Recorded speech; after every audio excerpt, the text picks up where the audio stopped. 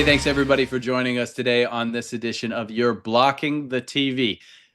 Finally, a podcast about sports and cool stuff for dads who only get a little time to stay caught up on sports and TV. So, our goal with this podcast is to help all of the busy dads and just parents out there in general who are interested in sports to just stay up on things because, especially at a time like right now, there's a lot going on in sports. There's a lot going on in your life. And we want to make sure that you can stay caught up and not sound like a total noob at the workplace or around your friends when they start talking about something that you know nothing about. Anyway, I'm Josh Creekmore. This is my good friend, Alex Pacheco. Big thing right now, Alex, finish of the Four Nations face-off in the NHL. NHL trade deadline coming up, start of spring training. Let's start with the Four Nations face-off and the finish. Yeah, what a finish. Carbon copy of what happened 15 years ago as Sidney Crosby broke the hearts of Americans for the gold medal. And this time it's Connor McDavid, a guy that was heir apparent to Sidney Crosby. And what a show the guys put on. The first meeting between Canada and the U.S. escapes with the W. 3 fights in 9 seconds. Didn't see that this time around, but you were still seeing the hockey pride, if you will, just getting out there, smashing each other against the wall. It was just great hockey, and what a finish to end in overtime. Yeah, I didn't get a chance to watch any of it. I kind of depend on you to share all of that information with me. Hey, so I'm sometimes we have to help each other out on this show. Right. Yep. So NHL trade deadline, when is that coming up? Geez, we have I know the Avs have about 5 games to go till the trade deadline. It's first week of March there. I'll get you the exact deadline. But while we're talking about trades, it's been a really quick start for the NHL. A lot of big trades happened earlier this year. Not quite sure if it was due to the Four Nations tournament or people just trying to get ahead of what people's values are. But NHL struggled coming out of COVID. So when you're looking at these big moves that are going on, a lot of it was NHL wasn't making any money. They've gone through a couple of lockouts, some TV deals that have gone through. Heck, the NHL used to be on Versus, if you remember that great network that was around. So you look at where the NHL's come, they're getting ready for quite a jump in salary cap. So you have a lot of teams that are kind of middling down, still looking to get some picks. There really isn't too big of a youth rise that's coming up, like players like McDavid, McKinnon, Makar. Not any type of generational talent in the next couple drafts. But there's a lot of people with picks that are sitting around waiting to offer the next big free agent a massive contract. So a lot of different people positioning right now. There's about 10 to 12 teams that could really do something before the March 7th deadline. So really coming up on it. February is like, we went through the doldrums of January. I know you being a dad coming through and, not being able to get outside is rough with those cold weather. Things are heating up. March is right around the corner and you're about to see some big names be tossed around the NHL landscape. Well, so hockey for me it's interesting because unlike it is different from other major sports professionally when you look at how kids come up through the levels. And we won't dig into it today, but on a future podcast, I definitely want to go into that in more depth because it's just interesting, and I think the average person probably does not know how all that works behind the scenes. Maybe an opportunity to get Mr. Anderson in here to talk a little bit about that as he is Mr. USHL hockey. So let's talk about MLB spring training. We are, I think, day 3 of games for spring training right now. It's always interesting when you look at the stats because, of course, they've got these huge rosters of guys that have been invited to camp. You've got roster invitees, non-roster invitees, split squad games.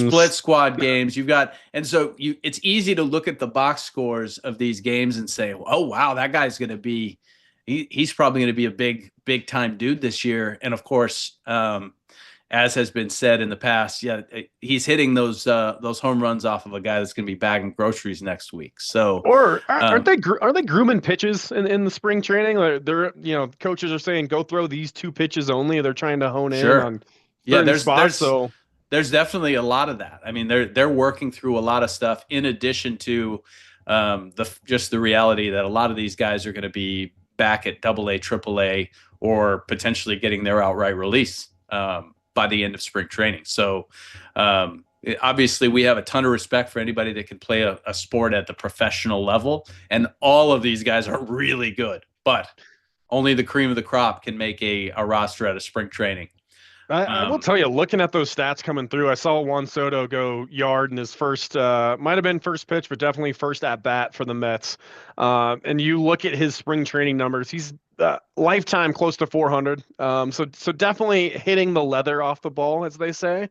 I'll tell you, Dads, if you're thinking about a trip down to Scottsdale or over to Florida for spring training, there is nothing that I've experienced close to seeing a spring training game and being that close to some of your heroes and just being involved and seeing kind of the laid back atmosphere while these guys are trying to get things fine tuned. Amazing experience. Well, it's a great opportunity for the kids as well, or the geeky dads like myself who, love to be able to get things autographed and whatnot. The opportunity to get that, especially from some of the guys that are prospects right now that, are not so highly touted at this point, is there, and you're right there. So I personally, I haven't had the opportunity to go down, but someday it's definitely on my bucket list to go spend maybe a week at spring training. And I know, we've talked to Curtis every year. Curtis goes down to Florida. His parents are snowbirds down there, and they go down and they're down close to Minnesota Twins spring training, and they go down there every year. Awesome. I made the mistake of giving a call during, I couldn't get a broadcast up and running. And that's relaxing time. That's sit back, watch the pitches, enjoy the ambiance, the sounds, the sights, the smells. There's nothing like, you know, the baseball mecca of you just can't get that everywhere. Similar to walking into an ice rink. You get that smell, that cold. You're telling your kid, I told you to bring your jacket in. I'm not crazy. I know it's going to be cold in here. Football, you're kind of removed, so it's just kind of the beer sloshing around you. But there's nothing like the hot dogs, the brats grilling, the Cracker Jack yell, beer here, people walking up and down. You got a business meeting going on in section 220.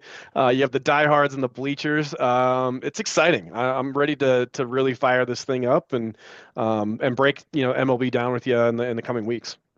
Yeah. So next week, what we want to talk about is prospects that we expect to maybe surprise some people this year, breakout stars for this year, meaning guys that have already been on rosters previously and maybe just haven't popped yet.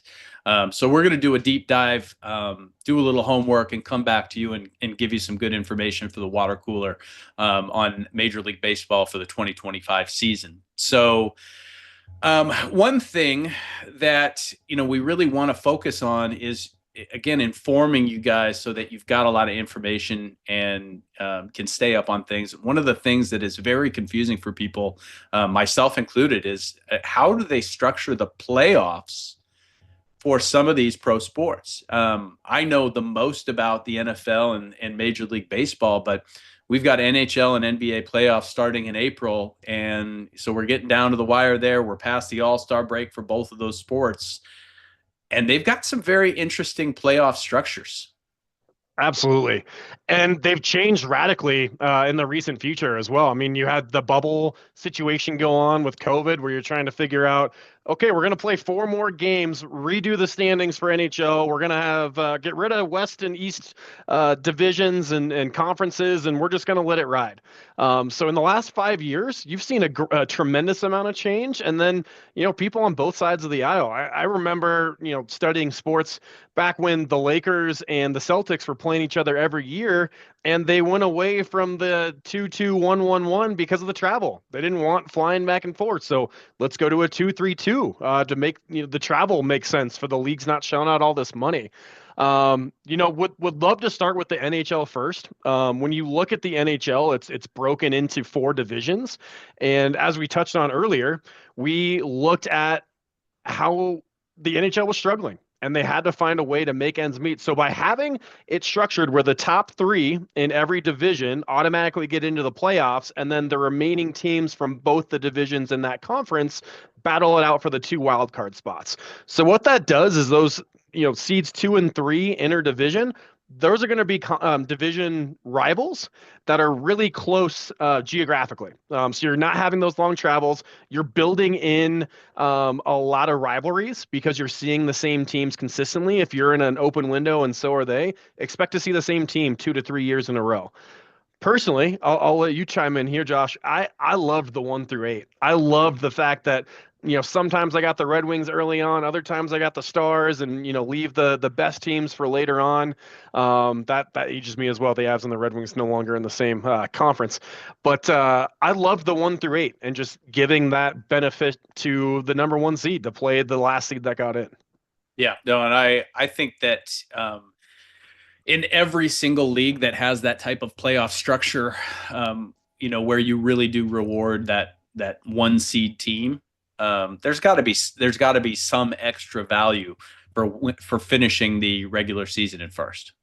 There has to. Absolutely. So Yeah, it's a big incentive. and we see different value applied to that in different leagues, but it's there across the board.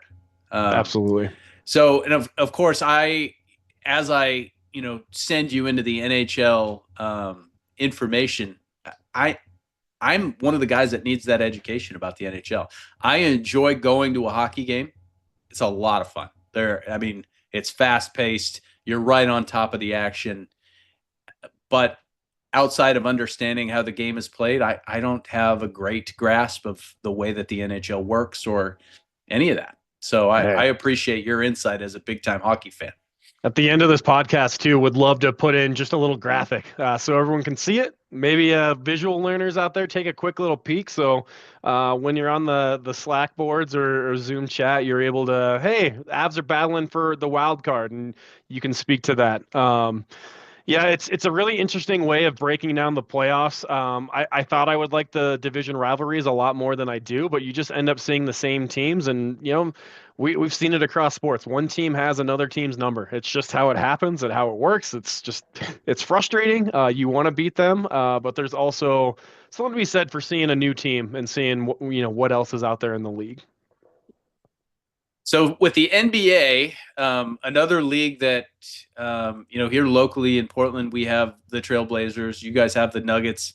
You're a bigger fan of the Nuggets than I am of the Blazers. It's just hard for me to keep up on it. So, that's part of the structure of this podcast is what are things that we struggle with? What are things that I struggle with? And trying to learn more ourselves and also be able to educate other people about it. But the NBA is really interesting and really unique in the way that they structure their playoffs because they've got 1 through 6 in each conference are automatically in, and then 7 through 10 play in a play-in tournament. Let me ask you this. If I told you that your Portland Trail Blazers are 24-33, they are the 13th best team in the West, how many games out of a playoff spot do you think they'd be? Well, I looked earlier and they're not out of it. I mean, you would think that they would be with a record like that, or at least very close. But I think they're maybe 3.5 or 4 games out of being in that 10th spot right now. So 4.5 games out of tying Sacramento for a chance to get into the play-in. And we've seen some play-in teams make some runs. So if you're just in that 7 through 10, maybe you struggled through injuries throughout the season and you found a way to get into the 10 or 9 seed and claw your way into the playoffs, you're have an opportunity. Those top 2 teams, they're not sure who to scout. They're watching all the playing games. They're kind of sitting back.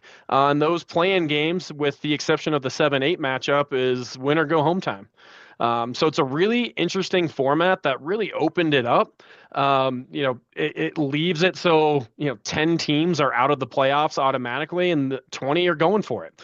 So it definitely opens the door for a lot of mid-market teams. And then you look at when I say mid-market, I don't think you'd expect to hear Minnesota Timberwolves in the Western Conference Finals last year, Dallas Mavericks We have a lot to say about what direction that team's going with the amount of injuries and the Luka trade.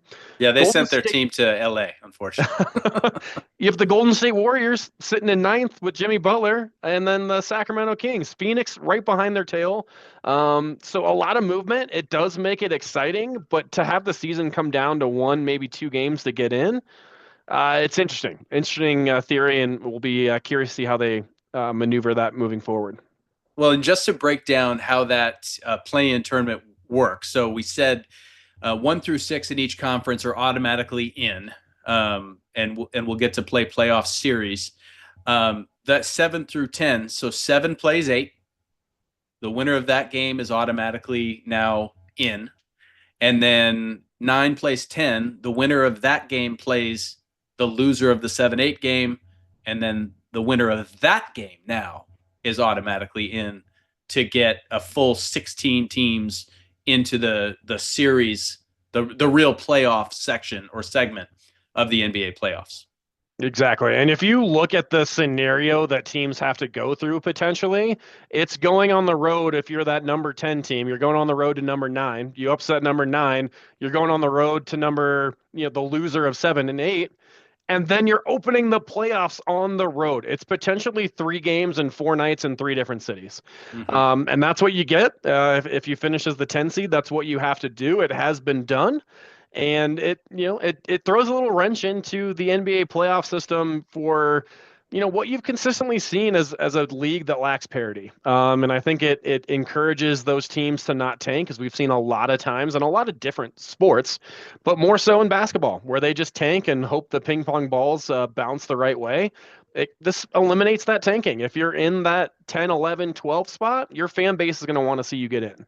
Yep, absolutely. And if you look at the Western Conference, the Jazz and the Pelicans are both pretty way out of it.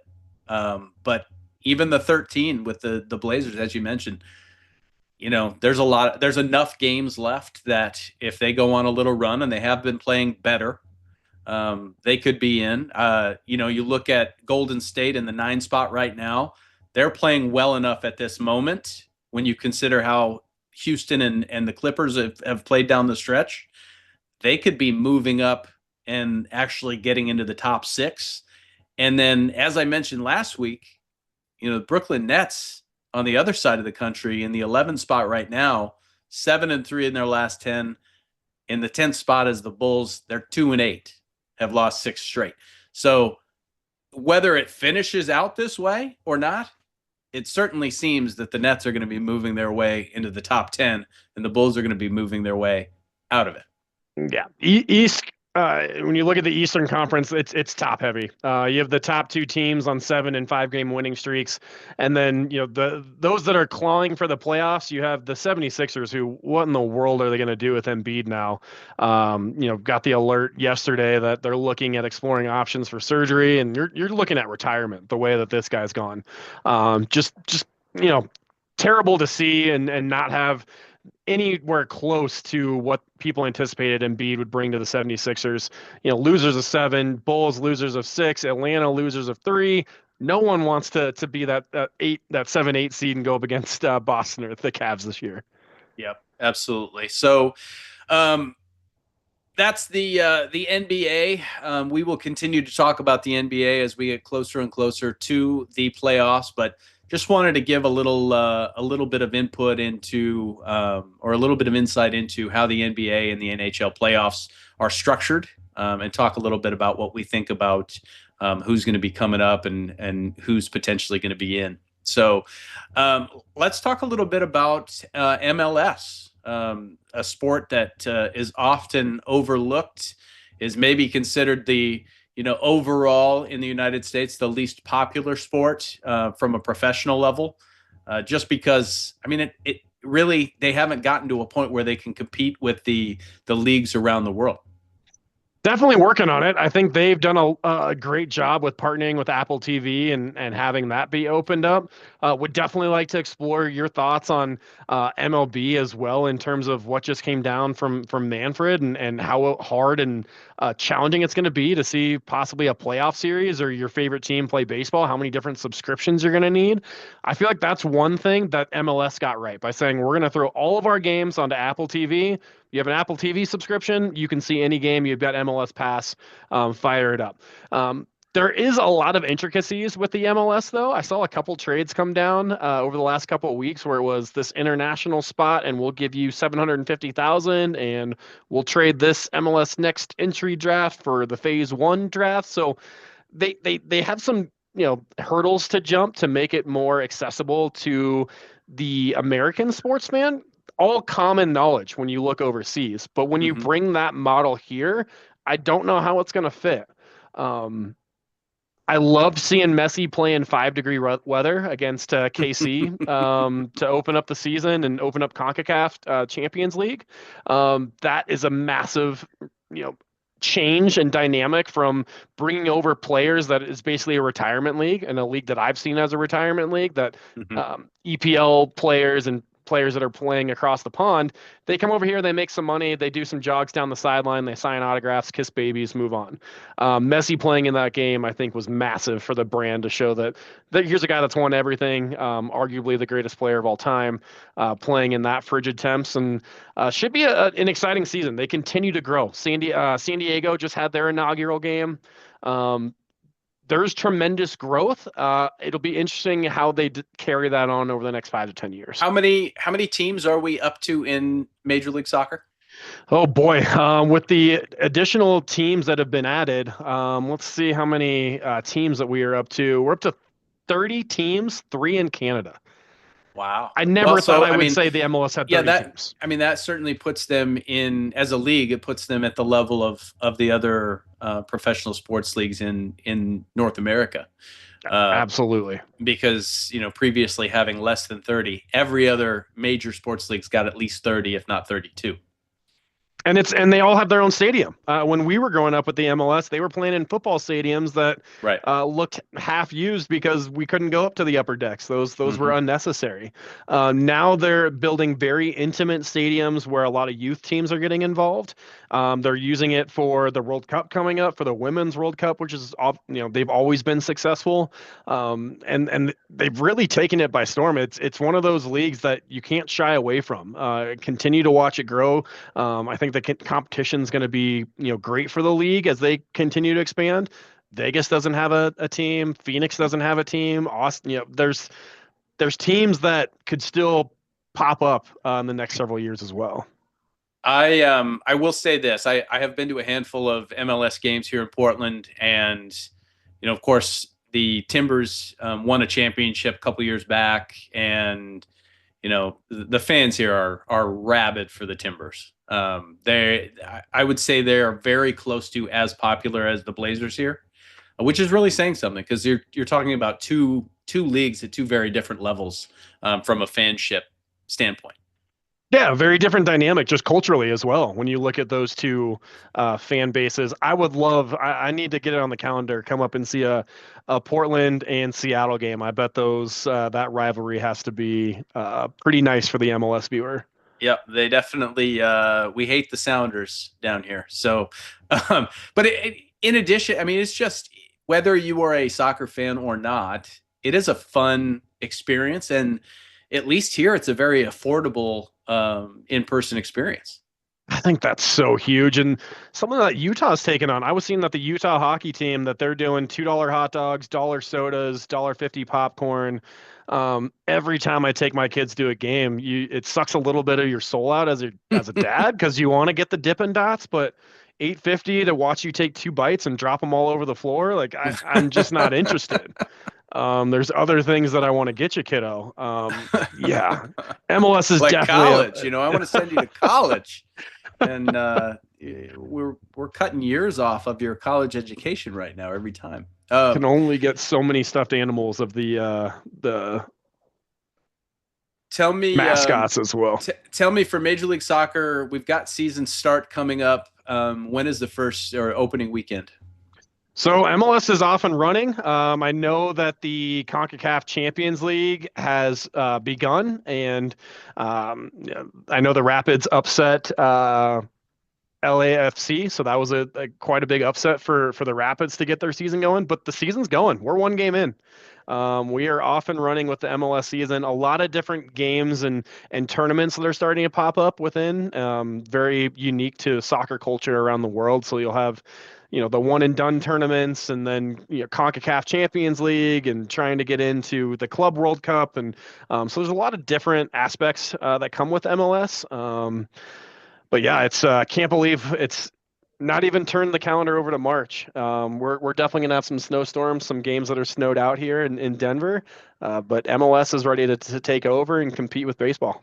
That's exciting. Well, I obviously should have moved that up in our talking points for today's podcast, but the other thing that, of course, is coming. I mean, is really right around the corner is NCAA March Madness. We haven't talked about college basketball on a podcast yet, but that's an exciting time. My favorite time of year um, is always going to either be spring training, early baseball season mixed with March Madness, and or playoff baseball mixed with college football. And so Absolutely. we are very close to that first one. And so one thing that excites me about doing this podcast is that I really, I don't know about you, but I haven't had an opportunity to really dig deep on March Madness the last couple seasons. And it really is, I mean, as major sporting events go, um, it's just so rich, so fun, so exciting.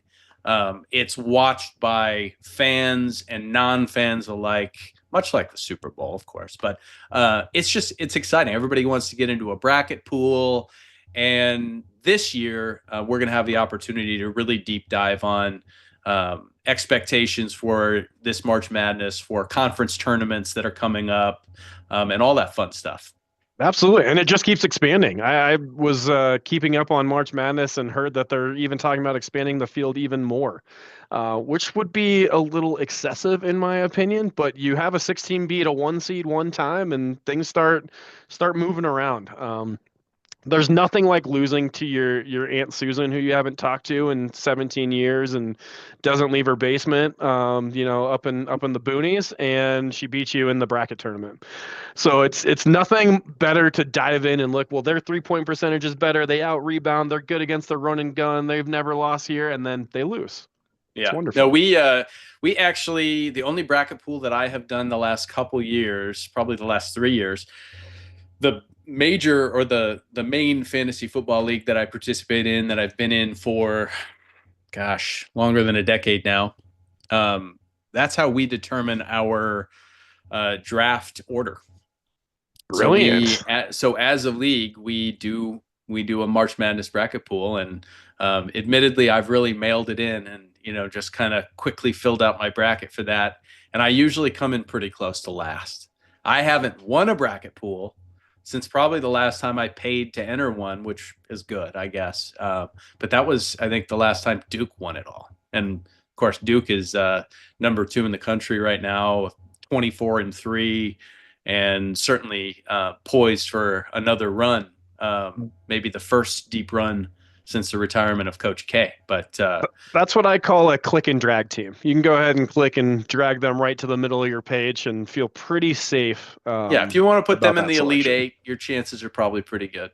But Absolutely. they've also had some heartbreaks in the round of 32, and in the first round as well. So it's an exciting time. It's coming up, and not next week probably, but the week after, we're really going to do a major deep dive and tell you who all of our favorite dark horses and all that good stuff are going to be. We're not going to be like ESPN or CBS Sports, where we try to project who's going to be the number 1 seed from each regional or any of that stuff. You can watch TV for that. You're going to come to us for a little bit of our insight that we brand as insider insight, but really isn't. We're gonna give you some dadisms, some dad points where you can stand out in the crowd, kind of make someone a little envious of your If you can, knowledge of if you college can basketball. pick, if you can be the guy that picks the 13 over 4 and that nobody else picked, then we'll be happy about that for you. Got to win the king of the cul-de-sac shirt. It's very important.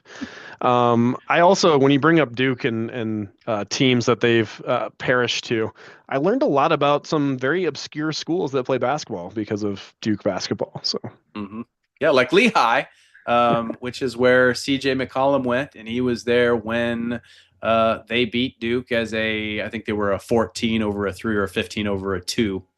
Either way, heartbreaking for the Duke Blue Devils. But a lot of people do not realize that tiny little nobody Lehigh team had CJ McCollum, future NBA star on it. So, pretty good player. Fun mhm. tournament to watch with the kids. Kind of have them watch for a different thing. Have them look, track along with your bracket. A lot of different kid activities that we can give you some insights on as well to make sure that TV isn't blocked and you can keep it on That the eight is channels it's on. that's truly the key. We want to make sure that your TV, I mean, even if it's just insight into where you should mount your TV or whether or not you should.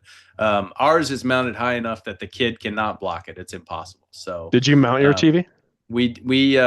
we've got all of our TVs mounted now. But did you mount your TV? I mounted one of them, and I mounted one of the other ones, but we remounted it, and I had a little help with that. Basically, we mounted it over the fireplace, and I just mismeasured by. And I should preface this with I'm maybe the least handy man that you will ever meet. But I try. Once I'm we gonna found compete out, with you there. yeah, once we found out that we were having our little guy, I kind of was like, I really need to get a little bit more handy, and so I Right. worked at it, and I've gotten a lot better. But I still, I'm gonna mismeasure by an inch, not account for something, and then all of a sudden, yeah. So that's what happened with that TV. The TV in our living room it uh, it hung over the edge of the hearth a little bit, and we got Hmm. a gas fireplace, and gas fireplaces are great because they're going to put a lot of heat out. And if you have a TV that hangs over that heat, it can overheat, potentially cause some damage. So we remounted it so that now it's flush and it's all above. And yeah, the wife was all over me about that for probably 2 years, and I'm then we getting finally pretty good at we finally did drywall it. patching from my expertise in hanging. Very good. Yeah, Good for you. I fill the can fill I, the I holes can after fill I a miss the I the can two by fill a four. hole, and I can paint pretty well. Um, but I would say up until 5 years ago, if you had handed me a drill and said go do this, I would have been like, yeah, no, that's Oh probably not going to man. be me, man. But I have a drill now. Yeah, I've got it. It's a toy, but just kidding. Do you give it the couple of pulls before just to make sure the battery is good? Yeah, of course. Important. Yeah, that's like revving your engine. Anyway. So we said that we were going to maybe not talk about, or maybe we were going to talk about some stuff that was outside of the sports world, like TV. And we did that last week. But we've decided we're going to kind of modify that a little bit. We're going to keep this very sports specific, um, and worry about the other TV stuff that you want to watch. Certainly reach out to us if you want any recommendations, because we do watch plenty of TV. But wanted to talk about sports related TV, movies, shows, etc. There's a lot of great documentaries out there, a lot of great documentary series. One specifically that we were talking about before the show, the Unveiled series, Alex. Absolutely. I love behind the scenes shows. I'm the nerd that the champions are crowned and the confetti's fallen, and I'm already looking for where's the championship video. I want the behind the scenes. I want to see where they trained. What is it like to be a professional athlete? So Unveiled specifically came out for the NHL teams last year for the Stanley Cup final between the Oilers and the Panthers. We got to see Connor McDavid come out of his shell and get after his team on a video that I'm not sure he wanted released. I mean, they quickly closed the doors, and you can hear him with every ounce of his soul imploring his team that we're in the Stanley Cup Finals. Don't take a playoff. expletive, expletive, expletive, let's go. Play harder, give it more. And it humanizes them as opposed to being these athletes that I'm commonly in trouble for saying they make millions. Why should they complain? They're playing back to back. Why is that guy sitting? Why does he get a maintenance day? I don't get a maintenance day. I have to still log in and send some emails and do, all of my responsibilities. And these guys make millions, and they can't just play a sport. These guys spend millions of dollars on their body. I kind of want to see like what's their routine like? What does it look Yeah. like for when on away games?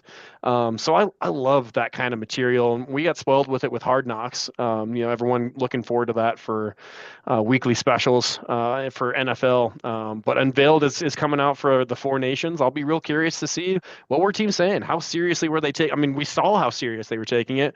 How hard were they taking it during losses? What Mhm. was it like? I love that. Some people it drives my wife crazy, but I could watch that stuff all day. Yeah, well, so going into like college football specifically, and I think they're starting to use this as a recruiting tool. You've seen some various programs start to produce a kind of inside the program series, not necessarily weekly, but at least every couple weeks. University of Nebraska did this this past season for football, and they produced a program called Chasing Three, which was really just about the number of close games that they lost the year before that, and trying to turn the tables and move forward as a program. But it was just really interesting because there's a lot of interviews with players. You see a lot of stuff in practice, so just a lot of the behind the scenes, the rehab. Um, and again, like you said, what's life like as an athlete at that level? Because most of us don't know. Or where did the calls come from? Seeing the call be relayed into Nick Foles for Philly special. You want to do it? Hmm. All right, let's do it. Yeah, Philly, Philly. I don't Yeah. know. There's just something like gives you kind of goosebumps to hear like, okay, that's cool. Well, and as a guy, and I don't know about you, but I used to geek out on like on a Sunday, when ESPN Classic would air the NFL films, stories about it. I mean, this was all prequel to 30 for 30 or any of those things that they have now, but they just would kind of do a montage of footage from a season or from a team and just tell the story of how it all went. I just used to love that. And the stuff that they're doing today is so much more in depth. Absolutely. And then they have so much more access than they had. Better footage, better B-roll. Hmm. I mean, you can hear. We could geek out about this stuff, and that's why we watch it, just in case you don't have the time to dig in. But we can give you that tidbit of where did that play come from? How did it get deciphered? I saw Sean Payton the other day was credited for seeing something in a walkthrough that the Colts were running, and they were just being goofy, and it was in the background of B-roll. And he saw it and he targeted on it, and it turned into an interception in the Super Hmm. Bowl. So little just tidbits like that that just I love it. I love seeing that those little fine details of how did it get to this spot. And like you said, it's just the interviews are so more in detail. The fact that they have cameras that are coming into their house, it's incredible footage, and I love when those documentaries come out. It looks like our other co-host is has entered the frame, so it's probably about time for us to finish up. I wanted to give a little pointer. If you are somebody that is, this goes back to our conversation about MLS and about Major League Baseball, um, especially if you are not in the market of the team that you follow, you have to have MLB TV. I've been an MLB TV subscriber for many years. I've paid for it. They went from having just a blanket service. For me, as a Cleveland Guardians fan out here in the Pacific Northwest, the only games that are blacked out for me are Seattle games, which is fine. I mean, in theory, I could go up to those series, and I have in the past. But recently, they made it so that you could pay a little bit less, but all you could watch were games for your team. Um, and then I switched phone providers, Oh switched over no. to T-Mobile, and T-Mobile actually offers it every year. for subscribers for free. So it's just one of the little perks that you can get through T-Mobile. You have to go through all the rigmarole to get it all set up. But long story short, last year I had the full subscription, which was awesome, and was able to watch any game, any highlight, anything that I wanted to outside of, again, the blackout games, which I think is basically 6 games a year. Since that's all the games that we play against them. But also on the other side, talking about Apple TV, you also get free Apple TV through T-Mobile. So, Are you about to tell me that we are we sponsored by T-Mobile or what? I mean, we make probably some phone should calls. Be. We probably I mean, let's make some phone calls. I did not realize all that. Yeah, and I'm sure a lot of dads don't. We who's also out there that's got T-Mobile? We also get free Netflix through T-Mobile, which is awesome. So, yeah, all kinds of good stuff. We actually, speaking of streaming services for TV, there's very little that we actually pay for out of pocket now. So, but yeah, especially for MLB TV and for Major League Soccer, very topical stuff right now. Absolutely. I didn't know all that. I'm excited. The listeners, Kian, hey, if you got T-Mobile, you have more than you think you do. That's coming from a guy who watched Avalanche hockey, Nuggets basketball from some Iranian website that every time I went to watch, I was hopeful that my it's a nice smartphone. I need it for a lot of things. I was like, just hold on, please don't let me download anything on accident. And yeah, because I we got to watch every game. We have to.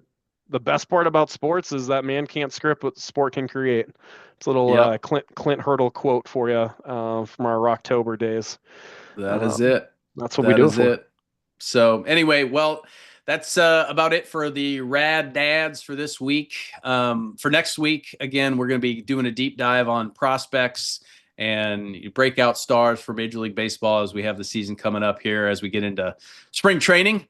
But anyway, for Alex Pacheco, this is Josh Creekmore, and I just want to remind you one last time, don't block the TV. Thanks for tuning in. We'll see you later.